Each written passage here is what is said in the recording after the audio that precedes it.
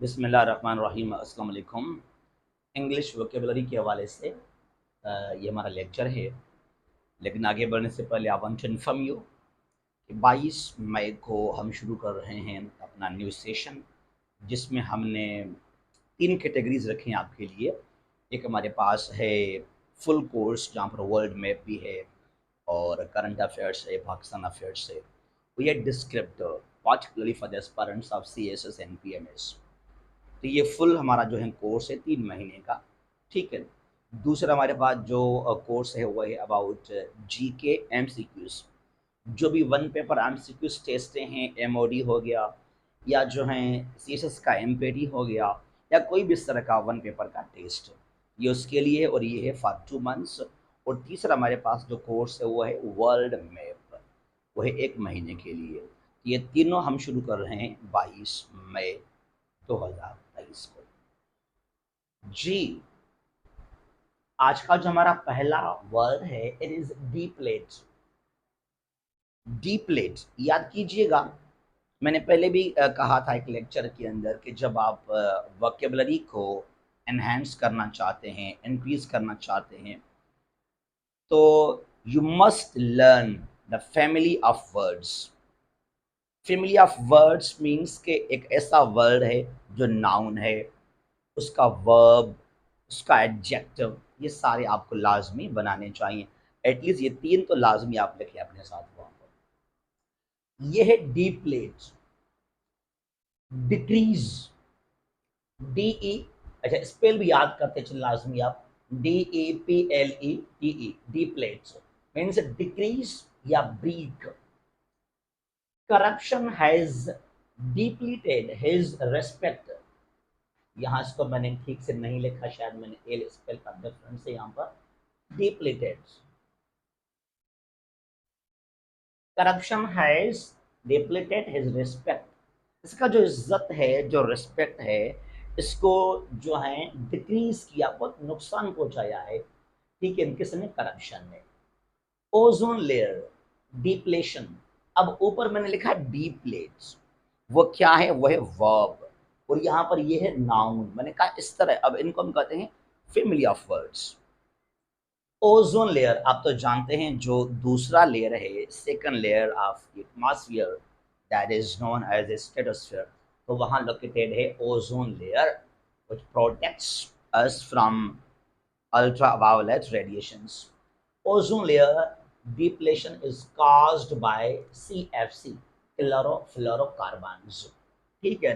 तो यहाँ डिप्लेशन यानी कि इसको तोड़ना, इसको खराब करना, डिक्रीज करना। तो ये मैंने यहाँ पे लिखा एज अ नाउन, डिप्लेशन, यहाँ पर वर्ब आ गया। तो इस तरह लाजमी आप जो है डिफरेंट वर्ड्स को याद करें।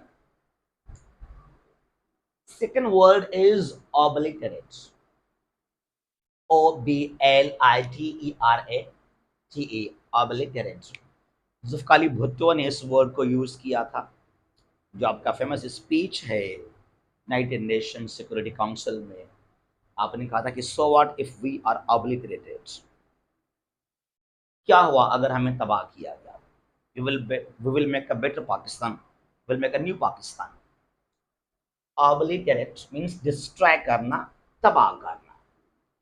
The United States has obliterated the whole Muslim world। पूरे मुस्लिम दुनिया को तबाह किया, बर्बाद किया है अमेरिका ने जंग की वजह से। अफगानिस्तान हो, इराक हो, शाम हो, जो भी कंट्रीज हैं, इवन पाकिस्तान की जो सॉवरेंटी है, इसको वायलेट किया था यूनाइटेड स्टेट्स ऑफ अमेरिका ने। Rising sea level, because of climate change जो हो रहा है, rising sea level will obliterate many island nations of the world।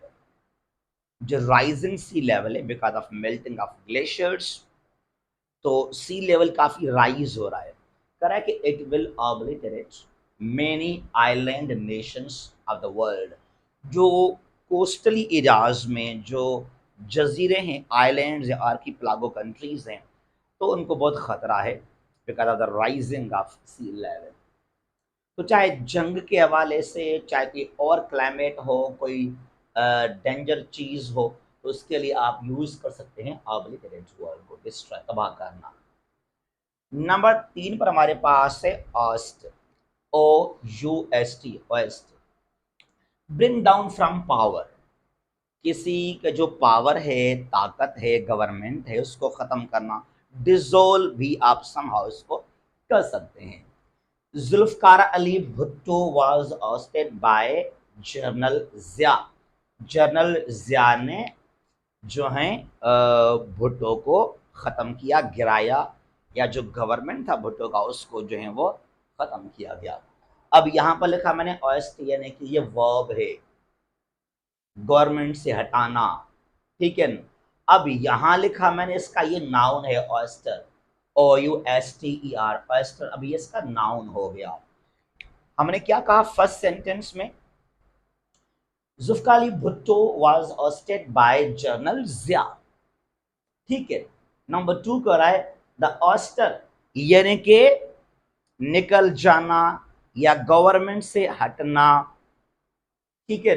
The ouster of Bhutto destroyed Pakistan, the ouster of Bhutto destroyed Pakistan, यानी कि जब जनरल जिया ने भुट्टो साहब को हटाया, उसके बाद जो कंडीशंस चेंज हुए पाकिस्तान के, जिस तरह जनरल जिया ने आकर पाकिस्तान को तबाह किया, जिस तरह जिया ने आकर पाकिस्तान को बर्बाद किया, पाकिस्तान के अंदर मजहबी इंतहा पसंदी को प्रमोट किया जिया ने आकर, ये वो बात कर रहा है कि downfall of Bhutto's government, that means के downfall of the Bhutto's government caused damage to Pakistan a lot, उसने बहुत नुकसान पहुंचाया पाकिस्तान को, यानी कि भुट्टो हमारे लिए एक अजीम हमारा लीडर था, और जिया एक डिक्टेटर ने आकर पाकिस्तान को तबाह किया। और वाकई पाकिस्तान दुनिया के अंदर, एटलीस्ट एशिया के, it was a fastly developing country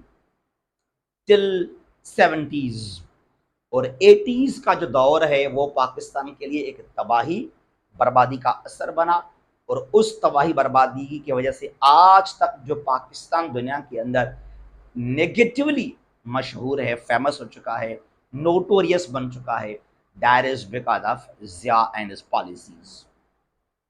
अच्छा, उसके बाद यहां से जरा आगे चलते हैं। यहां मैंने 3 वर्ड्स लिखे हैं, पहले इनका मीनिंग समझते हैं, उनको फिर हम करते हैं use in different sentences. Legitimate, LEGITIMATE, legitimate, यानी कि लीगल, कानूनी, जायज।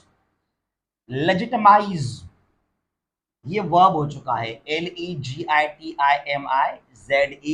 लीगलाइज करना, कानूनी करार देना, या तो मेक लेजिटिमेट, राइट। अच्छा, और ये यहां पर हमने डी लिखा है, याद कीजिएगा, जब डी आप पहले यूज करते हैं तो इट गिव्स नेगेटिव सेंस और नेगेटिव मीनिंग।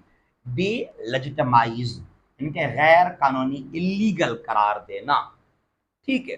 अच्छा, you have no legitimate authority, आपके पास कोई भी लीगल अथॉरिटी नहीं है to interfere in my affairs, to interfere in my domain, to interfere in my authority, in my power, जो मेरे पावर्स हैं, जो मेरा डोमेन है, यहां आपके पास कोई भी लीगल जवाज नहीं है कि आप आकर इंटरफेयर करें। You have no legitimate authority to interfere in my affairs. This is my legitimate property. ये जो प्रॉपर्टी है ये जायज है, लीगली इसका मैं ही वारिस हूं, ठीक है। This is a legitimate delivery. कोई अगर आपने डिलीवरी की बॉल, क्रिकेट के अंदर हम बहुत कमेंट्री में सुनते हैं, ठीक है, तो जब वहां पर कोई बॉल हो, कोई जो है अब गेंदबाज आकर वहां पर बॉलिंग करे, तो वो नो बॉल नहीं है, वाइट बॉल नहीं है, तो हम उसको कहते हैं कि that is a legitimate delivery. अच्छा, फिर यहाँ पे आ जाए, इन 2019 Modi government in India legitimized operation in Indian illegally occupied Kashmir in IIOK। पर है कि इन 2019 जैसे मोदी गवर्नमेंट ने क्या किया था, आर्टिकल 370 को खत्म कर दिया था 2019 में कश्मीर से, तो वहां पर मोदी ने ऑपरेशन ह्यूमन राइट्स के वायोलेशंस को ऑलमोस्ट लीगलाइज करार दे दिया था. They were, legitimized. In 2019, Modi government legitimized Operation NIIOK. IIOK means Indian illegally occupied Kashmir, वो कश्मीर जिसको इंडिया इलीगली तौर पर अपने कब्जे में रखा हुआ है. उसके बाद यहां पर है BJP, Bharatiya Janata party government legitimized the inhuman actions of RSS. क्या, जरा दोबारा सुनिएगा इसको. बीजेपी, हालांकि जो बीजेपी है या मोदी है ये खुद मेंबर है आरएसएस का. आप तो जानते हैं एक टेररिस्ट ऑर्गेनाइजेशन है इंडिया के अंदर known as RSS, that is against minorities in India. मुसलमान हों सिख हों के खिलाफ है बहुत. It promotes only Hinduism in India. BJP government in India legitimized the inhuman actions of RSS. जो गैर इंसानी हरकतें हैं, काम हैं आरएसएस के इंडिया के अंदर, उनको लेजिटिमाइज करार दिया गया, उनको लीगल करार दिया गया इंडिया के अंदर. फिर यह है India must be legitimise the actions of RSS. ये मैं कह रहा हूं कि इंडिया को, this is my advice to India, India must delegitimise. जब डी का वर्ड यहां पे आ गया दैट मीन्स के गैर कानूनी करार देना, इलीगल करार देना, right. India must D legitimise the actions of RSS. जो एक्शंस हैं इंडिया के अंदर आरएसएस के, वो इलीगल हैं, गैर इंसानी हैं, गैर कानूनी हैं, वो मुनासिब नहीं है, अनसिविलाइज्ड हैं, ठीक है ना, उनको इलीगली करार दिया जाए. तो ये कुछ वर्ड्स हैं जो हमने निकाले हैं आपके लिए from different sources like Daily Dawn newspaper, World Time magazine and some other books and articles of different newspapers. एक बार फिर मैं कहूँगा आपको, जो हमारा सेशन शुरू हो रहा है 22 मई को, ये आपके लिए बहुत इंपॉर्टेंट है, इसको ज्वाइन कीजिएगा. जहाँ भी हैं खुश रहें. अल्लाह हाफ़िज़. पाकिस्तान हमेशा जिंदाबाद.